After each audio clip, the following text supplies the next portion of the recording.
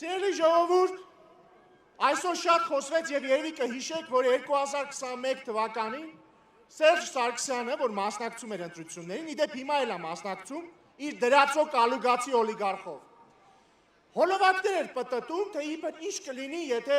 քաղաքացիական պայմանագիրը հաղթի եւ ներկայացնում էին, որ Հայաստանը լցվել է ադրբեջանցիներով, Սևանա լիճը վերանվանվել է եսիմ ինչ անունով։ Եվ իհարկե անցել է 5 տարի, տեսնում եք, Սևանա լիճը ունի նույն անունը, այստեղ հավաքված են միայն հայեր, գուցե նաև եզդիներ եւ ասորիներ, եւ ռուսներ, եւ տուրիստներ։ Եվ շատ տարօրինակ բան է կատարվում։ 5 տարի անց Սերժ Սարգսյանի դրածո կալուգացի օլիգարխը կրկնում է նույնը։ Եվ կրկնում է կներեք արտահայտությանս համար շլանգի համառությամբ։ Առավոտ զարթնում է, ասում է 300,000 ադրբեջանցի, երեկոյան քնում է, ասում է 300,000 ադրբեջանցի։ Ասում ենք եղբայր, դու զառանցում ես, ասում է 300,000 ադրբեջանցի։ Երեք նայեմ արդեն երկ են գրել։ Հասկանում եք, կալուգացի օլիգարխը մեկին ասել է եղբայր, կարող ես երկ գրել 300,000 ադրբեջանցու համար, փող ա տվել, այն նստել լուրջ դեմքով երկ ա գրել 300,000 ադրբեջանցու մասին։ Նոր էլ ինձ կարդացի լուրերում հիմա հանրահավաք են անում իրանք Երևանում։ Պատկերացնում եք, հանրահավաքի ժամանակ ադրբեջանական ելույթներ են դրել։ Բառից բուն իմաստով հիմա Հանրապետության հրապարակում կալուգացու թիմը ադրբեջաներեն լեզվով ելույթներ է դրել ժողովրդի համար։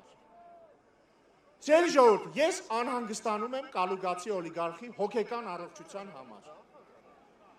Ես կարծում եմ, որ սենց շարունակվի, կալուգացի օլիգարխը այնքան է տարվելու իր իդեա ֆիքսով, գոյություն չունեցող ադրբեջանցիների վերադարձով, որ ինքը դառնալու է ադրբեջանցի։ Ես կարծում եմ, որ կալուգացի օլիգարխը հասել է այն կետին, որ շուտով ինքը իսլամը ընդունելու, ու իրան հայտարարի ադրբեջանցի, որ գոնե մեկով ճիշտ լինի իր ասածը։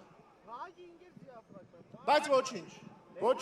Մեր քրեակատարական հիմնարկներում կան ֆանտաստիկ հոգեբույժներ,